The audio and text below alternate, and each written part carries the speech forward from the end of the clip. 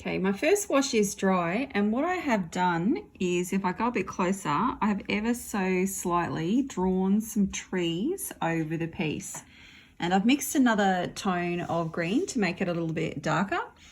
And I'm going to start on the left-hand side of my piece, and at the top, so I can work from left to right. And I'm going to fill that area. And I'm going to bring that water down as I work. And you'll notice it comes down really nice and smoothly. So that's sort of another tone darker.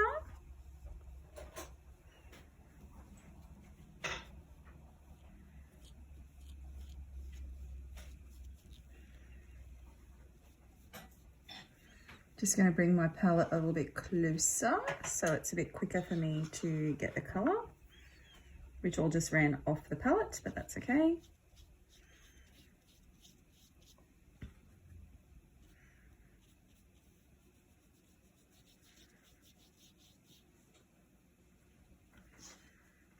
I know just then I knew I had quite a bit of water on the end of my brush, so I didn't want to put it in a small area because I'd have to lift it off. Bit more water again. Now, because I'm actually using a really nice quality paper, I do have a moment before it leaves a mark, which is very handy.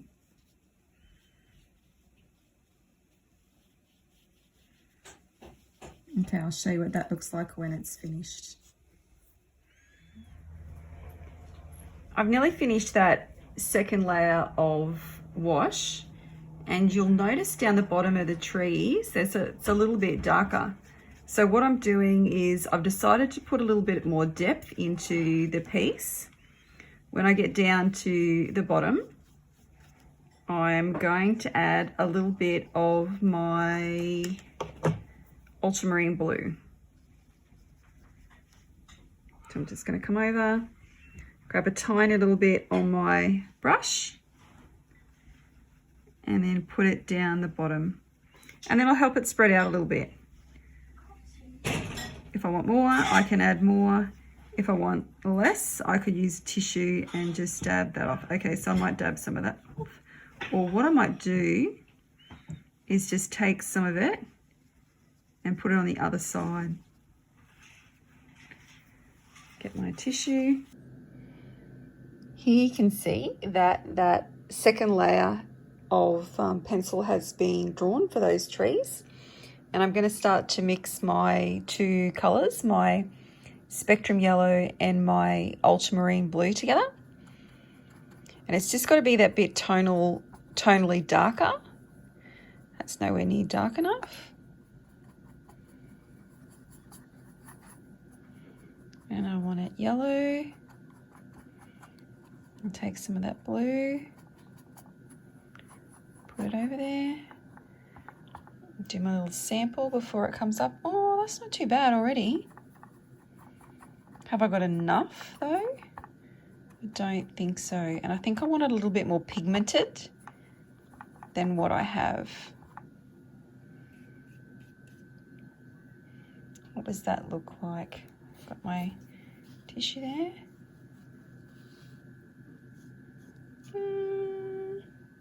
Yeah, I think that'll work. Okay, so I haven't got anything flash. Just gonna have a go. Now, because I've drawn more of these trees, these areas are getting a little bit smaller again. So again, I don't have to be too worried about having them dry or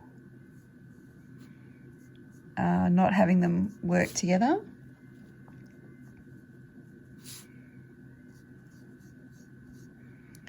Okay, and as exciting as all that is, you would not want to watch me do, oops, great tool there, your finger, the whole lot.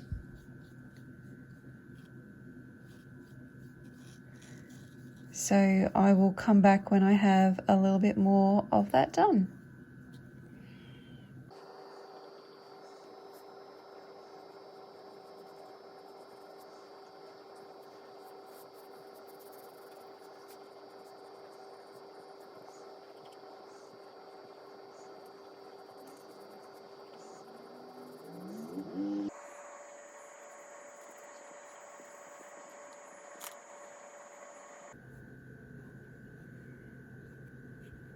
So the reason I'm putting a couple of those little lines in there is you need to know what is coming forwards and what is coming backwards. So I'm just putting in a few little perlers to help create some depth. See how that goes. So the next layer, well, they'll have to dry, and then I will draw some more trees and add another darker tone of green. I'm getting a bit closer now to finishing off, and there's a couple of things I wanted to show you. So I've got some paint on my brush, and I don't want too much paint, but I'm going to do a section, and I'm almost going to try to run out of paint, and this is what's called painting with a dry brush. So it's tapering off that colour, feathering out the colour. So this, you can see there's hardly any paint, and I always say make sure you paint with enough paint. Well, that's too much. I want to bring that in there, but then I want to fade it out. So I'm painting with what's called a dry brush. Now the other thing I had a play at doing is I actually put something a little bit darker on my piece, and I've made some of these sections darker, but what I'm going to do is just bring a little soft suggestion of a line down. So I'm not finished, but there's little things there that I'm finding to do, and I thought that might be interesting for people. I think there was another one, but I can't remember what that is. So to create the trees, what I've done is I've just grabbed some ultramarine blue, and I've selected 1, 2, 3 trees, so that the trees are in an odd number. I do like doing things in odd numbers, and I've just created a really light wash of the blue, and I put it down one side of the trees so that it creates a light source. So you can see there's a little blue wash there. The next stage is for me is I'm going to create a purple, and my blue is really hard, so that'll take a little bit longer. And I'm using an ultramarine blue and a spectrum crimson.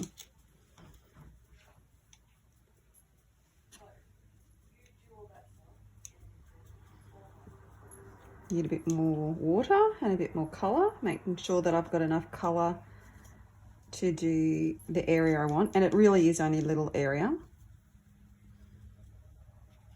A bit, more pigment.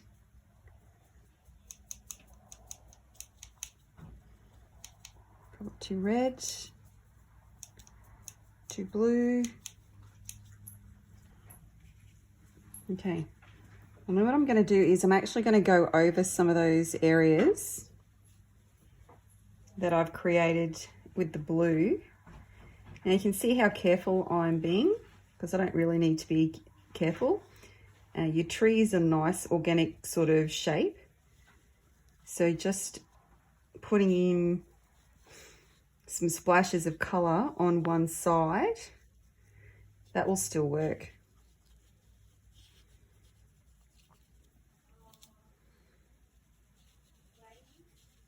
Okay, I'll show you what that looks like when I'm finished. So I've got my blue wash and then my purple, and I'm actually having a go at using the raw sienna, and that's the lump of paint there. And I've kind of got some different tints in here because I want to have a lighter colour, and then I want to have something a little bit darker, and then I'm going to take it almost off the pile of paint, and then I can get a little bit darker again. So the next one for me to do is to work back in with my light colour and create my, put my browns in my tree.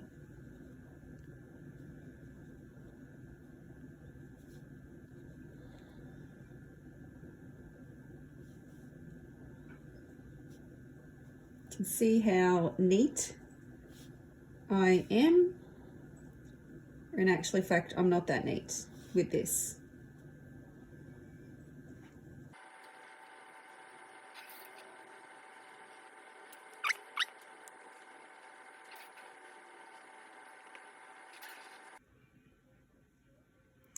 So I've mixed some burnt sienna and some ultramarine blue, and I've really got a nice sort of dark brown now.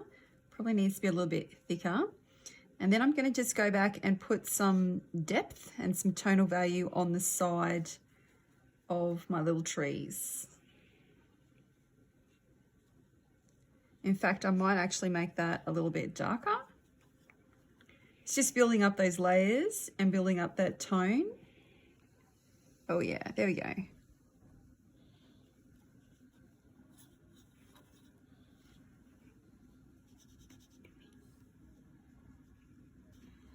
And I'll show you when that part's done. So here I've used my yellow spectrum, my spectrum yellow and my spectrum crimson to make a bit of an orange. I hate that I get so much paint out sometimes because, you know, I never know what to do with it when I'm done. And you can see over here, I've actually played at putting little splashes of orange through my pieces, still trying to keep that highlight on one side, but trying to bring my piece together. So I think I'm done.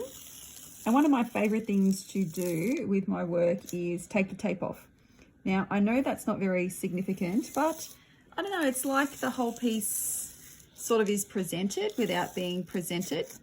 Now, the thing about taking your tape off is you really need to do this carefully because my tape's been on there for a little while. So start with your piece. Now, already with that, I'm not going to do that in because that will lift both areas off and I can't keep an eye on both of those. So I'm going to come down here and don't pull the tape off this way because if it does tear, it will tear your paper. I tend to take my tape off so that I'm pulling it away from the paper. See, that's a lot easier to manage. Nice and slowly. I know you get excited because you want to finish it off, but don't. And that's it, all finished. Thanks for watching, and if you want to share the video, great. If you want to like the video, even better. Thank you.